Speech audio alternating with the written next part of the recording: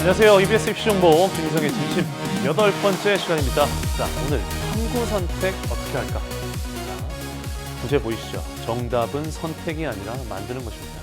여러분들 언제나 탐구만이 아니라 어떤 걸 선택할까 굉장히 고민을 많이 하시는데 제 답은 언제나 똑같습니다. 뭘 선택하든 최선을 다하면 그 선택이 옳은 선택이다. 미리 답을 다 드렸습니다. 자, 그럼 탐구 선택 오늘 올해 어떻게 할지에 대해서 한번 살펴보도록 하겠습니다. 수능 탐구 과목별 응시 인원에 대한 이야기입니다. 2025학년도 대입 주황색 계열이고요. 2026학년도 대입 파란색 계열입니다. 자, 그래서 보시면 과학 탐구 같은 경우에는요. 물화생지 1과 그다음 물화생지 2입니다.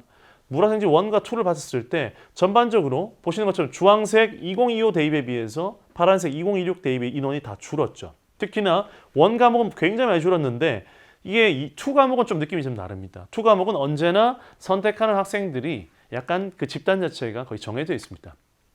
2를 선택해서 더 높은 점수를 받을 수 있는 학생들. 그런 학생들이 있겠죠. 특히나 서울대를 희망하는 학생들이라면 특히나 가산점 측면이 있기 때문에 이 2 과목을 많이 선택한다 보시면 되겠고 그렇기 때문에 그 대학을 노리는 일정 수준의 학생들이 있기 때문에 이 지원자 숫자 자체가 줄지 않는다라고 보시면 되겠습니다.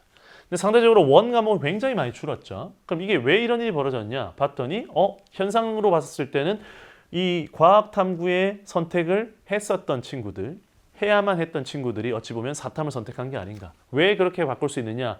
최근에 입시 자체가 사탐을 선택해도 수능 체제를 충족하는데 문제가 없다. 메디컬을 비롯한 서울대를 비롯한 몇몇 학과, 몇몇 대학들을 빼고 나면 정말로 어떤 선택 과목에 제한이 없기 때문에 이런 일이 벌어지는 거죠. 학생들은 뭐라고 생각할까요? 과탐보다는 사탐을 선택해서 내가 더 좋은 수능 체제를 충족할 수 있지 않을까? 과탐을 선택했을 때 이 정도 성적인데 사탐을 선택하면 이 정도 성적이 되기 때문에 내가 정시에 있어서도 충분히 극복할 수 있지 않을까? 이런 판단들을 하는 거죠. 그렇다면 실제로 2027 대입에서 미적분 기하와 그리고 과탐을 지정한 대학들을 한번 살펴보겠습니다. 실제로 여기 제가 대학들을 일부 대학을 가져온 거고요. 꽤 많은 대학을 가져왔습니다. 그리고 의치, 한약, 한수, 약이라고 해서 메디컬 학과들 알고 계시죠? 그리고 메디컬 학과 이외에도 다른 학과들이 있는 어떤 대학들을 몇 개 가져왔는데 이 대학들 같은 경우에 제가 표시한 이 서울대를 제외하고 나면요. 일부 학과들만 이렇게 미적 기하를 반영한다라고 보시면 되겠습니다. 과탐도 역시 마찬가지예요. 과학탐구 역시 의치, 한수, 약이라고 이렇게 표시를 메디컬을 표시했고요. 기타 학과들이 있는데 결과적으로 말씀드리면 이런 겁니다. 이게 수학이 됐든 또는 탐구가 됐든 서울대를 제외하고 나면 메디컬을 제외하고 나면 거의 없다 라고 보시면 되는 거죠. 당연히 이렇다 보니까 학생들 입장에서는 내가 굳이 여기를 지원하지 않는데 내가 이 과목을 굳이 선택해야 되나 이런 판단을 했을 거고 상대적으로 이쪽이 좀 더 낫지 않을까라는 판단하에 과탐이 아니라 사탐을 선택한 학생들이 최근 굉장히 늘었다는 거죠. 그렇다면 올해는 과연 어떨까? 올해 역시 그 경향은 커질 것이라고 보는 게 좀 합리적이라고 생각됩니다. 자, 그렇다면 그 의미를 좀 살펴봐야 될 텐데요. 과연 내가 이렇게 과탐이 아닌 사탐을 선택한다 하더라도 아무런 불이익이 없을까? 완전히 이익이기만 할까? 이익이기만 할까? 생각해보면 그렇습니다. 여기 보시는 것처럼 미기를 선택했을 때 가산점을 주는 대학들이 있고요. 사탐을 선택했을 때 가산점을 주는 대학들도 있습니다. 그리고 과탐을 선택했을 때 가산점을 주는 대학들이 있는데 실제로 사탐을 선택했을 때 가산점을 주는 이 대학들은 소위 인문계열 학생들, 인문계열을 지원하는 학생들을 좀 보호하겠다. 너무 무분별하게 자연계열을 희망하는 학생들이 인문계열로 넘어오는 걸 좀 막겠다라는 의도가 좀 있다고 보시면 되겠고 우리가 주목해야 될 부분은 미적과 기하를 선택했을 때 가산점을 주는 대학과 그리고 과탐을 선택했을 때 가산점을 주는 대학이겠죠. 물론 정시에서 해당되는 얘기입니다.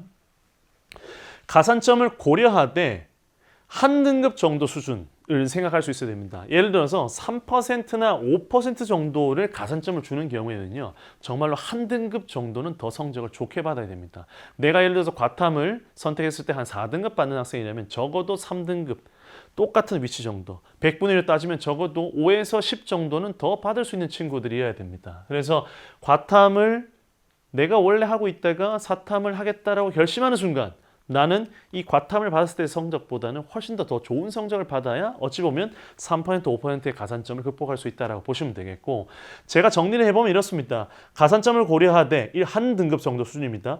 의무 선택 대학이 아니라면 자신에게 유리한 과목을 선택하면 돼요. 근데 그 유리한 과목이 과연 뭘까라는 겁니다. 사실 알기가 쉽지가 않거든요. 그래서 학생들이 좀 고민하다가 6월 모평 가서 9월 모평 가서도 좀 이렇게 과목을 변경하는 경우들도 있는데, 어쨌든 기본적으로 저는 이렇게 생각합니다. 그게 뭔지 고민하는 친구들이 있을 텐데 제가 생각하는 답을 하나 먼저 말씀드려 볼게요. 뭐냐? 기본적으로 과탐에서 3등급 이상을 받는다. 그렇다면 4탐으로 돌리는 게 이익이 아닐 수 있습니다. 그리고 원점수 기준으로 봤었을 때 3등급 미만이다. 즉 원점수 35점, 그리고 등급에서 3등급 미만, 즉 4등급 이하의 학생들이라면, 그리고 수능 최저학력 기준이 굉장히 중요한 학생이라면 4탐으로 돌려도 사실은 저는 조금 괜찮다고 보는데, 물론 그래도 전제는 있습니다. 원래 과탐을 공부할 때 열심히 했던 공부량만큼 4탐 가서도 열심히 공부를 해야겠죠. 그렇지 않으면 여러분 오히려 더 손해를 볼 수 있다는 거 제가 다음 페이지에서 보여드리겠습니다. 무슨 얘기냐? 가산점에 있어서 미적, 기하, 그리고 사탐, 과탐과 관련된 그 어떤 가산점들이 있는데, 변환 표준 점수를 반영하는 선호 대학들이 있습니다. 한 대학이 있는데 그 대학이 100분위에 맞춰서 변환 표준 점수를 이렇게 부여를 합니다. 그런데 이 대학 기준으로 봤었을 때 생활과 윤리를 선택한 학생과 생명과학을 선택한 학생들을 한번 놓고 한번 생각해 볼게요. 그럼 예를 들어서 어떤 학생이 원래라면 과탐에서 생명과학을 선택해서 공부를 했어야만 하는 학생이 있다고 가정을 해보겠습니다. 이 친구가 만약에 100분위 80에 해당하는, 즉 원점수 35점을 받아서 100분위가 80이 나오고 등급으로 따지면은 이제 3등급이 되겠죠. 이렇게 받은 친구가 있다고 보겠습니다. 그렇다면 이 대학의 환산식으로 따졌을 때 변환 표준 점수는 60.36이 됩니다. 그래서 생명과학 100분위 80, 표준 점수 60, 그리고 원점수는 35점인 이 학생이 있었을 때 이 친구의 변환 점수는 60.36이 된다는 거 여기서 확인할 수가 있겠죠. 그렇다면 도대체 이 60.36이라는 점수가 도대체 어떤 의미를 가지느냐? 이 대학은요, 가산점이 5%예요. 그러면 여기서 원점수 35점, 생명과학에서 원점수 35점 받은 이 친구가 100분위를 80을 받고 표준점수 60을 받았어요. 표준점수 60에 대해서, 그리고 변환 표준점수 60.36에 대해서 생각해보면 이 변환 표준점수 60.36에다가 5% 가산점을 하면 이렇게 됩니다. 63.38이 돼요. 그럼 도대체 63.38이라는 건 어떤 의미냐? 여기 생활과 윤리를 한번 보겠습니다. 이 친구가 원래는 생명과학을 했어야 되는데 생명과학을 했으면 이 정도 점수를 받았을 텐데, 그래서 가산점을 이렇게 받았을 텐데, 그렇다면 이 친구가 만약에 사탐으로 돌렸다면, 생활과 윤리로 돌렸다면 몇 점을 받아야 될까요? 적어도 2점수 이상을 받아야 된다는 거죠. 여기 변환 표준 점수가 63.19거든요. 여기 63.57이에요. 그럼 63.38을 원래 받을 수 있는 친구라면 당연히 2점수 이상을 받아야 되는 거죠. 결국은 이렇게 얘기할 수 있습니다. 과탐을 사탐으로 돌렸을 때 적어도 이 친구가 자기가 원래 받았던 점수에 비해서 이득을 보려면 생활윤리에서는요, 원점수 42점을 받고 100분위는 90, 표준점수 90, 64를 받아야 이익이라는 거죠. 즉 원래 과탐에서 35점 받던 친구가 사탐으로 돌렸을 때 원점수 42점. 몇 문제를 더 맞춰야 됩니까? 적어도 3, 4문제를 더 맞춰야, 3문제 이상 더 맞춰야 되는 거죠. 이런 정도의 노력을 더 기울여야만, 그래야 이득을 볼 수 있다는 겁니다. 이 둘 차이가 어느 정도냐? 100분위는 10이나 차이 나고 표준점수 4, 원점수 7점이 필요한 상황이라는 거. 그래서 제가 좀 어렵게 느껴질 수 있을 거예요. 결론만 말씀드리면 3등급 35점 이상은 좀 고민 좀 말고요. 제가 좀 추천하거나 또는 좀 그래도 양해할 수 있는 수준은 어느 정도냐? 4등급 이하의 성실하면서, 그리고 5등급 이하의 최저가 절실한 학생들 같은 경우는 저는 좀 돌려도 되지 않나. 절실해야 됩니다. 그리고 성실해야 된다. 그게 가장 중요한 전제라고 볼 수 있겠습니다. 수능 탐구 과목의 과목별 1등급 기준입니다. 2, 4, 2, 5, 2, 6으로 이렇게 1등급 기준으로 과목별 전체를 살펴보면 1등급 기준의 원점수예요. 2, 4, 2, 5, 2, 6입니다. 제가 이렇게 보여드린 이유는 뭐냐면요. 자, 2, 4, 2, 5, 2, 6의 1등급 모든 과목의 전체 평균을 보면요. 46점대, 작년이 조금 어려웠습니다. 45점대 점수가 나왔습니다. 그럼 여러분, 이 원점수를 받으려면 여러분 몇 개 틀려야 됩니까? 몇 개까지 허용되죠? 얼마까지 허용됩니까? 한 문제예요, 한 문제. 실제로. 작년은 그래도 한 2문제 정도가 됐죠. 그러니까 정말로 노력을 해서 정말로 최상위 점수를 받아야 되는 거예요. 그래야 내가 원하는 성적을 얻을 수 있습니다. 내가 정말로 그래도 어느 정도 3등급 전후에 과탐을 받는 친구라 하더라도 내가 사탐을 돌리겠다라고 이렇게 마음먹은 친구라면 정말로 1등급 받을 생각을 가지고 공부를 해야 된다는 거죠. 굉장히 높은 수준이라 볼 수 있겠고, 어떤 난이도가 좋은 시험인가를 간단히 한번 말씀드리고 싶은데, 실제로 이 탐구의 어떤 난이도에 대해서도 굉장히 말이 많습니다. 그리고 난이도는 예측할 수가 없어요, 사실은. 그의 상황에 따라 다를 수밖에 없습니다. 그런데 우리 이런 얘기는 할 수 있겠죠.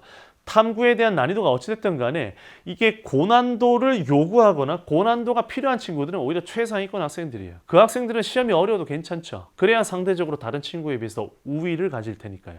그런데 우리가 접하는 정말 여기는 정말로 많은 친구들은 어떤 친구들이죠? 보통은 그 외에 개인별로 차이가 있고 보통은 수시에서 수능 최저학력 기준을 충족하기 위해서 하잖아요. 준비를 하잖아요.